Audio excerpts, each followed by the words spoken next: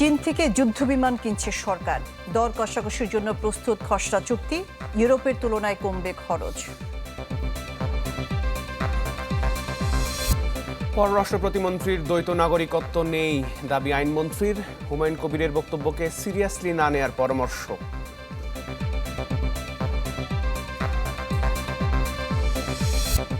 নয় বছরের সমাধান মেলেনি রোহিঙ্গা সংকটের।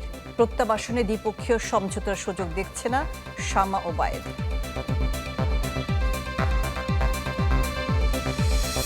শ্বাসরোধেই রংপুরে 4 খুন, মেলেনি ধর্ষণের আলামত।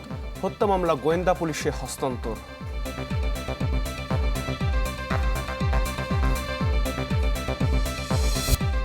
রাজধানীতে বেড়েছে চুরি, ছিনতাই, চাঁদাবাজি। জড়িতদের ধরতে আইনশৃঙ্খলা বাহিনীর চিরুনি অভিযান।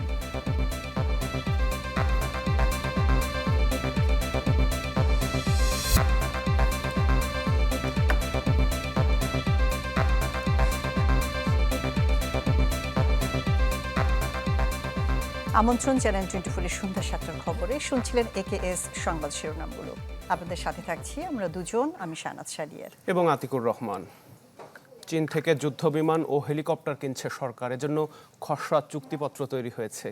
এই তথ্য জানিয়ে প্রধানমন্ত্রীর তথ্য ও সম্প্রচার উপদেষ্টা ডক্টর জাহিদুর রহমান বলেন, ইউরোপিয়ান ফাইটারের চেয়ে দাম কম হলেও মুখোমুখি যুদ্ধে চীনা যুদ্ধবিমান বেশি কার্যকর। আর তথ্য ও সম্প্রচার মন্ত্রী বলেন, শুধু হাসিনা নয়, ভারতে পলাতক সব আসামিকেই ফেরত চায় বাংলাদেশ। এ সময় শেখ হাসিনার আত্মীয় প্রশ্নে চটে যান মন্ত্রী। 1 দশক আগে ইউরোপ আমেরিকা থেকে যুদ্ধবিমান কেনার আলোচনা করোনাকালে থমকে যায় আর্থিক পরিস্থিতি বিবেচনায়। অন্তর্বর্তী সরকারের সময় চীন থেকে যুদ্ধবিমান কেনার প্রসঙ্গ সামনে আসে। মঙ্গলবার সরকারের নিয়মিত কার্যক্রম নিয়ে সচিবালয়ের ব্রিফিংয়ে আবার উঠে আসে যুদ্ধবিমান প্রসঙ্গ। প্রধানমন্ত্রীর তথ্য ও সম্প্রচার উপদেষ্টা জানান, চীন নির্মিত Z-10CE মাল্টিরোল যুদ্ধবিমান এবং অ্যাটাক হেলিকপ্টার কেনার আলোচনার জন্য খসড়া চুক্তি প্রস্তুত করা হয়েছে। MRC Z-10CE এবং অ্যাটাক হেলিকপ্টার একটি কমিটি কর্তৃক নেগোসিয়েশন মিটিং এর খসড়া চুক্তিপত্র হয়েছে। সিমিলার কোয়ালিটির, এটা আমরা রাফাল বলি বা ইউরোফাইটার টাইফুন বলি, ইউরোপিয়ান যে ফাইটারগুলো আছে তার তুলনায় চাইনিজ ভ্যারিয়েন্টগুলো, চাইনিজ ফাইটারগুলোর দাম তুলনামূলকভাবে অনেক কম। কিন্তু আবারও বলছি, সেটা একেবারে মুখোমুখি কমব্যাট সিচুয়েশনে সে বেটার পারফর্ম করেছে। ব্রিফিংয়ে জ্বালানি পরিস্থিতি নিয়েও কথা বলেন সরকারের মন্ত্রী উপদেষ্টারা। জানান, জ্বালানি পরিস্থিতি যথেষ্ট ভালো অবস্থায় যেতে 2 বছরের মতো সময় লাগবে। জনগণের ক্রাইসিসের প্রতি সমব্যথী, কিন্তু আমরা একই সাথে এই কথাটা বলতে চাই, এই সংকটটা বহু বছরের পুঞ্জীভূত সমস্যা। যথেষ্ট ভালো একটা অবস্থায় যেতে আমাদের 2 বছরের মতো সময় লাগবে। আবারও বলছি, মানে এই না বাকি সময়গুলো আমরা আগের চেয়ে খারাপ থাকবো, আমরা আগের চেয়ে খারাপ থাকবো না আশা করছি। দায়িত্ব নেয়ার পর প্রথম আনুষ্ঠানিক ব্রিফিংয়ে তথ্যমন্ত্রী বলেন, ভারতে পলাতক সব আসামিকেই ফেরত চায় বাংলাদেশ। আমি এখানে বসা তথ্যমন্ত্রী হিসেবে, কারো আত্মীয় হিসেবে বসা না। আমি আশা করি আপনি আগামীতে প্রফেশনাল ওয়েতে প্রশ্ন করবেন। ইন্ডিয়ান এক্সপ্রেস পত্রিকা আমরা দেখেছিলাম যে ব্যাপারটা নাকি এখন ওনারা আদালতের মাধ্যমে নাকি করবেন। তো সেই ক্ষেত্রে আমার কাছে তো অনেকখানি মনে হয় যে উনি ওখানে গিয়েছিলেন একভাবে, বা ওই সরকার হয়তো পলিটিক্যালি এখন ওই দায় ভার নিতে চাচ্ছেন না বলে এটা জুডিশিয়ারির উপরে দিয়ে দিচ্ছেন। তো আমার মনে হয় যে ওনার জন্য এই সংবাদটা খুব একটা সুখকর হবে না। ব্রিফিংয়ে তথ্য ও সম্প্রচার প্রতিমন্ত্রী জানান, বিটিভি সহ অন্যান্য সরকারি প্রচার মাধ্যমে আনুপাতিক হারে বিরোধী দল এবং অন্যান্য রাজনৈতিক দলের খবরও প্রচার করতে বলা হয়েছে। তাদের খবরও প্রচার করতে হবে। স্বপ্নিল শাহরিয়ার শিশির, চ্যানেল 24, ঢাকা। দ্বৈত নাগরিকত্ব ছেড়েই সংবিধান অনুযায়ী শপথ নিয়েছেন পররাষ্ট্র প্রতিমন্ত্রী হুমায়ুন কবির। এতে নিয়মের কোনো ব্যত্যয় হয়নি বলে দাবি করেছেন আইনমন্ত্রী মোহাম্মদ আসাদুজ্জামান। আর হুমায়ুন কবিরের জবাবকে সিরিয়াসলি না নেয়ার পরামর্শ দিয়েছেন প্রধানমন্ত্রীর তথ্য ও সম্প্রচার উপদেষ্টা ডাক্তার জাহিদুর রহমান। কার এত জ্বালা যে কাজ সর্বদিয়া, হ্যাঁ, তো তার জ্বালা কেন হচ্ছে? দ্বৈত নাগরিকত্ব প্রশ্নে সোমবার এভাবে ক্ষোভ প্রকাশ করেন পররাষ্ট্র প্রতিমন্ত্রী হুমায়ুন কবির। ব্রিটিশ নাগরিকত্ব নিয়ে সরাসরি কোনো উত্তর না দিলেও নিজেকে বাংলাদেশি হিসেবেই দাবি করেন প্রতিমন্ত্রী। আমি বাংলাদেশি, এখানে তো বাংলাদেশের মিনিস্টার হিসেবে। তবে যেভাবে প্রশ্নের জবাব দিয়েছেন তাকে অপেশাদার ও আক্রমণাত্মক আখ্যা দিয়ে নিন্দা জানিয়েছে Bangladeshi journalist in international media. একটু ইনফর্মালি কথা বলছিলেন। প্রধানমন্ত্রীর তথ্য ও সম্প্রচার উপদেষ্টা অবশ্য প্রতিমন্ত্রীর জবাবকে ইনফরমাল ও ক্যাজুয়াল বলছেন। যদি আপনারা এটার কোনো ক্ল্যারিফিকেশন চান সেটা নিয়ে আমরা খোঁজ করে দেখতে পারি। আমার বেস্ট অপশন হচ্ছে তার কাছে জিজ্ঞেস করা। আপনারা জিজ্ঞেস করা হয়েছিল। আর আমি এটুকু আহ্বান জানাই, আমাদের সরকারের অতি গুরুত্বপূর্ণ একজন মানুষ, উনি আপনারা যদি মানে বক্তব্যটা পড়েন একরকম আর বক্তব্যটা যদি দেখেন তাহলে দেখবেন যে উনি একটু ক্যাজুয়ালি ইনফর্মালি কথা বলছিলেন। আমার কাছে এটাকে খুব সিরিয়াসলি না নেওয়াটাই উচিত হবে। এদিকে সচিবালয়ে এক অনুষ্ঠানে আইনমন্ত্রী বলেন, দ্বৈত নাগরিকত্ব ছেড়েই সংবিধান অনুযায়ী শপথ নিয়েছেন পররাষ্ট্র প্রতিমন্ত্রী। এতে কোনো ব্যত্যয় ঘটেনি। প্রথম কথা হলো আইনে যেটা আছে সেটা আছে। দ্বিতীয় হলো এই সরকার যেটা করেছেন সংবিধান মেনেই করেছেন, এখানে কোনো ব্যত্যয়ের কোনো কিছু ঘটেনি। এটাকে আপনি যদি আইনি ভাষায় বলেন, এটাকে বলে ডিমিং ক্লজ। যখন শপথ দেওয়া হয়েছে আমরা সাংবিধানিকভাবে দিয়েছি। এর আগে আইনি সহায়তা দিতে সমাজসেবা অধিদপ্তর, মহিলা অধিদপ্তর ও আইনগত সহায়তা অধিদপ্তরের মধ্যে ত্রিপক্ষীয় সমঝোতা স্মারক সই হয়। মাহবুবুর রহমান, চ্যানেল 24, ঢাকা। বাংলাদেশে রোহিঙ্গা ঢলের 9 বছর। বারবার প্রতিশ্রুতির পরও একজন রোহিঙ্গাও মিয়ানমারে ফিরতে পারেনি, বরং নতুন নতুন বাহানার গ্যাড়াকলে থমকে আছে প্রত্যাবাসন প্রক্রিয়া। এজন্য মিয়ানমারের সদিচ্ছার অভাবকে দুষছেন বিশেষজ্ঞরা। দেখতে দেখতে বাংলাদেশের শরণার্থী ক্যাম্পে 9 বছর পার করেছে প্রায় 12 লাখ রোহিঙ্গা। গণহত্যার মুখে প্রাণ বাঁচাতে পালিয়ে আসা রোহিঙ্গারা এখনও ফিরতে পারেনি নিজ ভূমে। আপাতত নেই ফেরার কোনো আশাও, কেননা তাদের নাগরিকত্ব স্বীকৃতি নিয়ে বারবার নানা বাহানা হাজির করেছে মিয়ানমার। বাংলাদেশে আলাদা যে 9 বছর পর্যন্ত আলাদা তারা জায়গা দিয়ে গিয়া দিয়ে বেশা বেশি শুক্রিয়া এটার আর যাত্রা আমাদের তারা সাহায্য করছি, তারা ভিডিও রাখি। আজ 9 বছর ইন্টারন্যাশনাল কমিউনিটি যে দাসে ওয়াদা দিল, তারা যে কমিটমেন্ট বুঝে হিন একখানো তারা ইমপ্লিমেন্ট ন করে। আর হদুন অসলি রোহিঙ্গা বাসিন্দা আর হেন তার কারণে তো ফুরুইটি আর এখন বাংলাদেশে তো যাই রই দেন। আইন শৃঙ্খলা বাহিনীর তথ্য বলছে 2021 সাল থেকে এখন পর্যন্ত ক্যাম্পে খুন হয়েছে 264 জন, অস্ত্র উদ্ধার হয়েছে 466টি, অপহরণের শিকার 935 জন। পুলিশের দাবি, মাদক, খুন, অপহরণ ও মানব পাচারের মতো অপরাধ নিয়ন্ত্রণ করছে রোহিঙ্গারা। এই যে একটা সামাজিক অস্থিরতা এবং আইনশৃঙ্খলা পরিস্থিতির অবনতি, বিপর্যস্ত অবস্থার মধ্যে আছে, এই যে মানবিক আশ্রয় দিয়ে আমরা নিজেরাই এখন অমানবিক পরিস্থিতির মধ্যে পড়ে গেছি। বিশেষ করে আমাদের মাদক, মানব পাচার, অপহরণ, এই তিনটা অপরাধের সাথে যে তিনটা অপরাধের ব্যাপক রয়েছে আমাদের টেকনাফ ক্রিয়া কেন্দ্রিক, এগুলোর সাথে সরাসরি রোহিঙ্গারা জড়িত। এখনও রোহিঙ্গা অনুপ্রবেশ বন্ধ হয়নি। গত 2 বছরে অন্তত 1.5 লাখ রোহিঙ্গা নতুন করে ঢুকেছে। তার উপর প্রতি বছর জন্ম নিচ্ছে 30 থেকে 35 হাজার শিশু। এমন পরিস্থিতিতে বাড়ছে তহবিল সংকট। So that refugees can return in voluntary, dignified, secure and safe to Myanmar.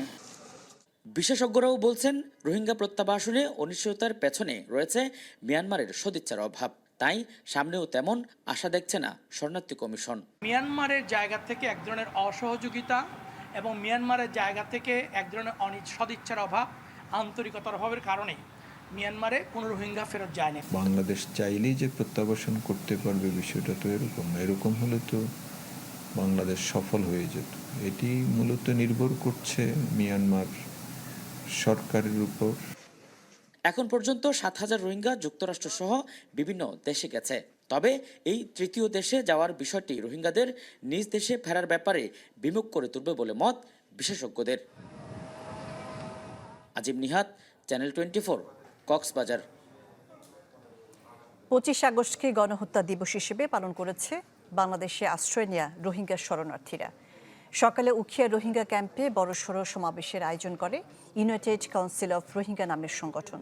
Camp 4 এক্সটেনশনে আয়োজিত সমাবেশে বক্তারা বলেন, 9 বছর পার হলেও এখনও নিজ দেশে ফিরতে পারেনি তারা। এজন্য আন্তর্জাতিক মহলের সহযোগিতা না পাওয়াকে দায়ী করেন রোহিঙ্গারা।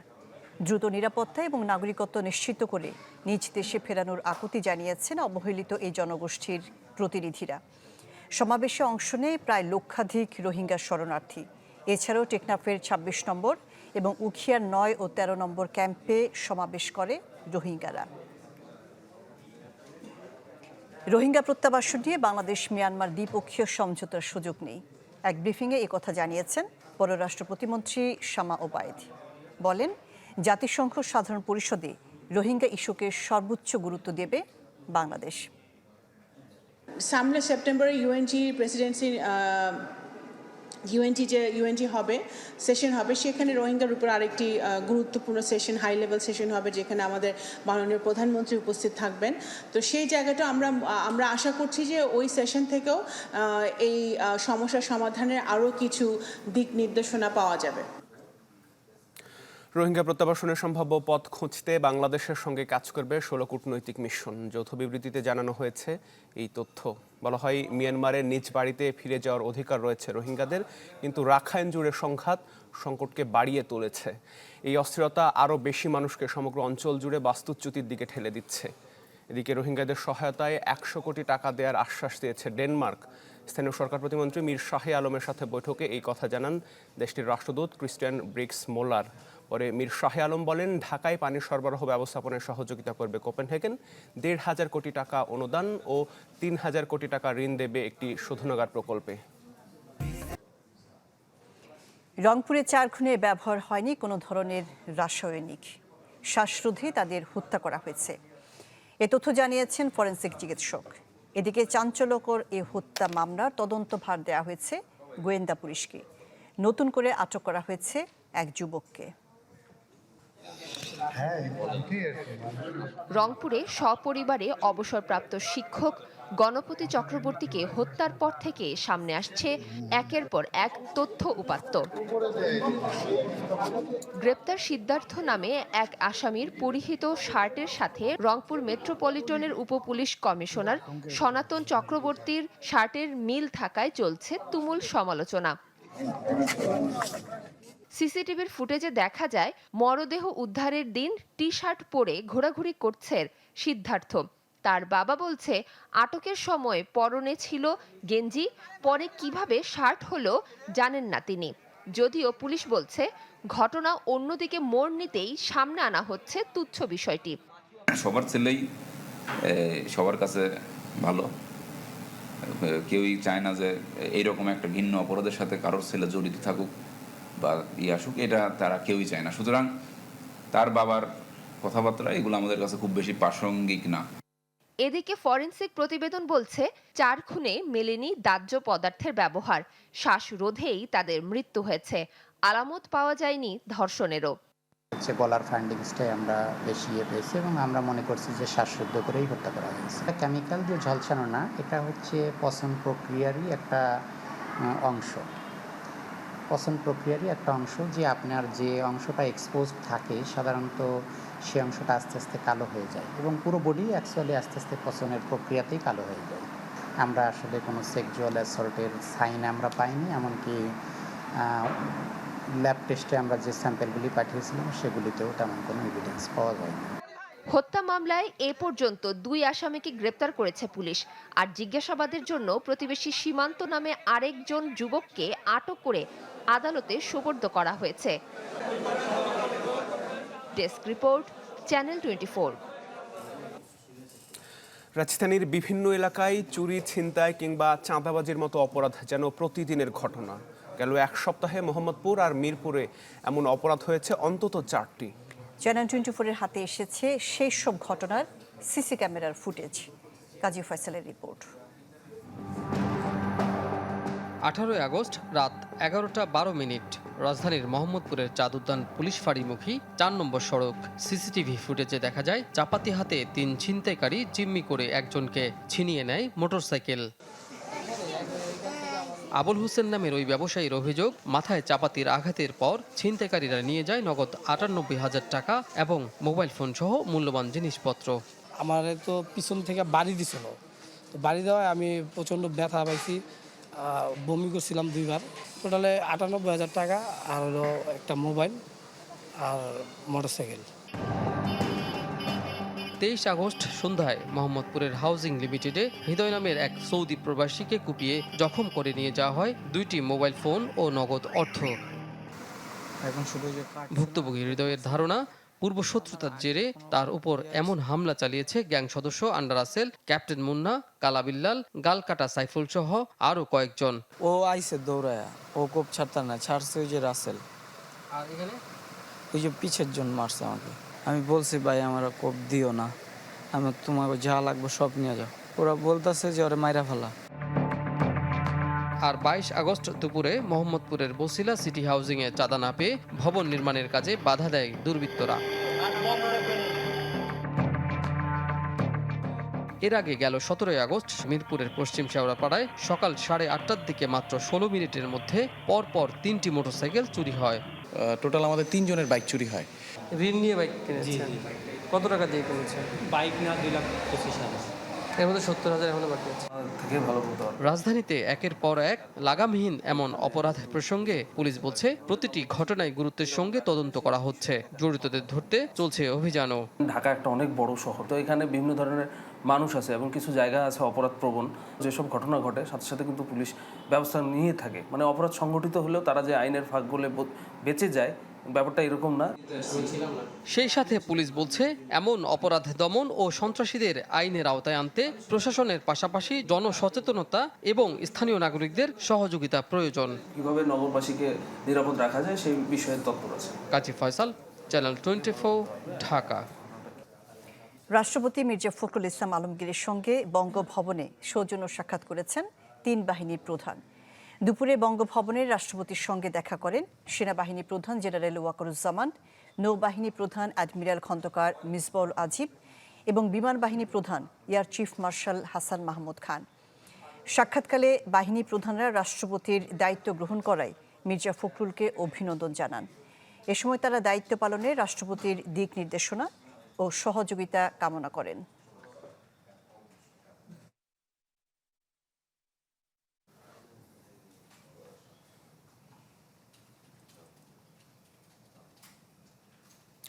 বিরোধী দলীয় নেতা ও জামায়াত আমির ডাক্তার শফিকুর রহমানের সাথে সৌজন্য সাক্ষাৎ করেছেন ঢাকায় নিযুক্ত নেদারল্যান্ডসের রাষ্ট্রদূত ইউরিস ভ্যান বোমেল।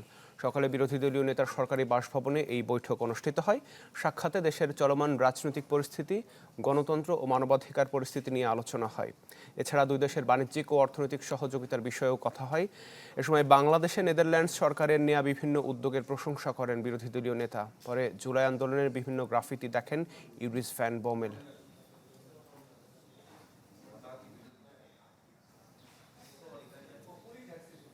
5 সেপ্টেম্বর রাজধানীর শাপলা চত্বর থেকে চট্টগ্রাম অভিমুখে লং মার্চ শুরু করবে 11 দলীয় ঐক্য। এই কর্মসূচির ফলে ভোগান্তি হলে মেনে নেওয়ার আহ্বান জানিয়েছেন জামায়াতে ইসলামীর সেক্রেটারি জেনারেল মিয়া গোলাম পরোয়ার। এবং এই লং মার্চ চলাকালে ঢাকা চট্টগ্রাম মহাসড়ক জুড়ে ডবল রোড আছে। আমরা ট্রাফিক এবং পুলিশের সাথে কথা বলেছি, একটা রোড দিয়ে আমরা যাওয়ার চেষ্টা করব, একটা রোডকে আমরা ফ্রি রাখার চেষ্টা করব যেন সাধারণ মানুষের পরিবহন যানবাহন চলাচলে বিঘ্ন না ঘটে।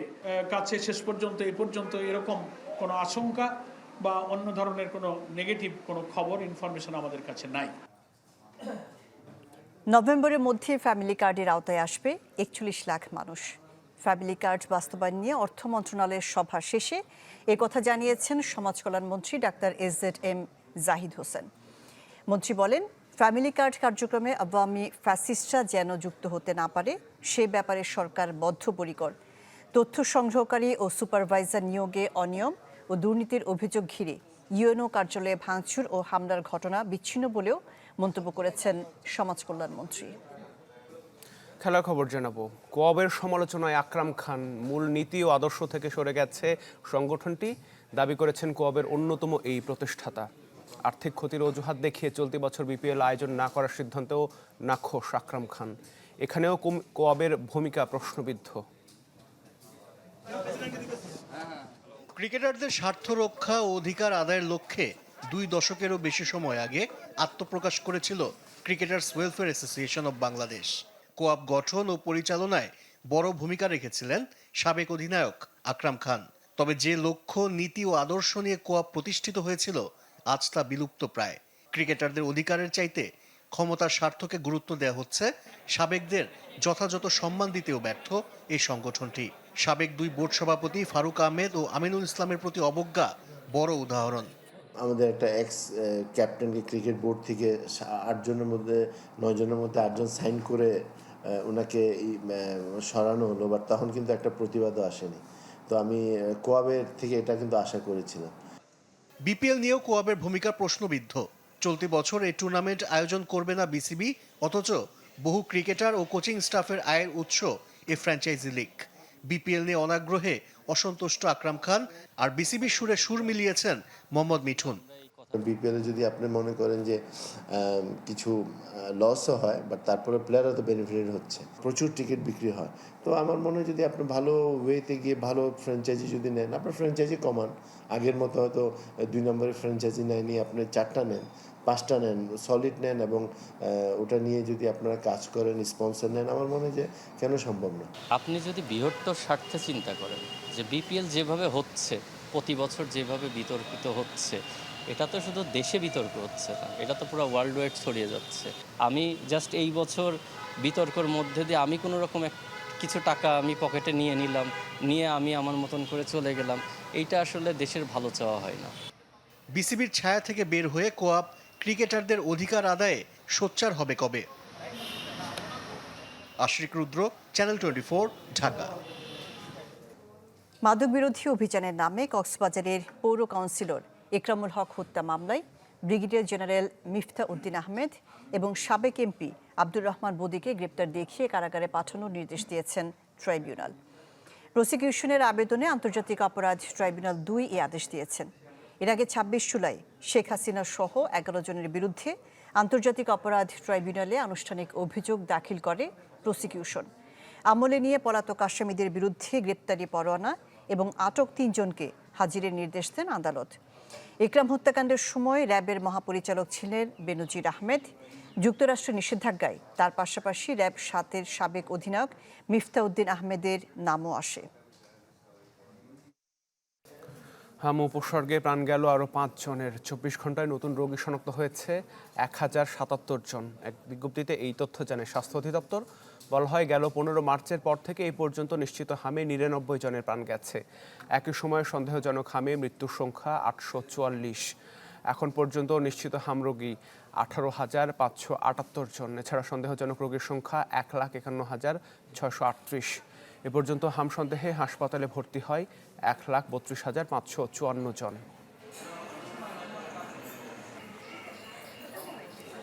নিজস্ব জেটিতে পণ্য ওঠানামার জন্য বিআইডব্লিউটিএ-কে দেয়া হয় নির্ধারিত অঙ্কের কর। তারপরও রাষ্ট্রায়ত্ত সংস্থাটির নাম ভাঙিয়ে লাফার্জ হোলসেম সিমেন্টের পণ্যবাহী নৌযানগুলো থেকে চাঁদা নেওয়া হচ্ছে। এখতিয়ার ছাড়াই সুরমা নদীতে জোর করে টাকা আদায় করছে ইজারাদার প্রতিষ্ঠান। এতে চাপ পড়ছে উৎপাদন ব্যবস্থাপনায়, বাধাগ্রস্ত হচ্ছে ব্যবসা। মোহাম্মদ আলমগীরের ক্যামেরায় ইফতেখার আলমের রিপোর্টে বিস্তারিত।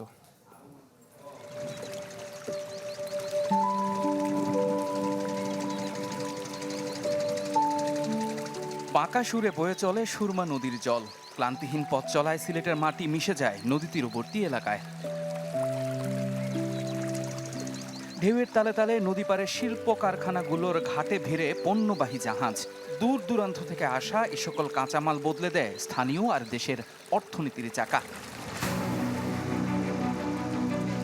কিন্তু সে সম্ভাবনায় ভর করেছে অর্থলোভী মানুষের লোলুপ দৃষ্টি।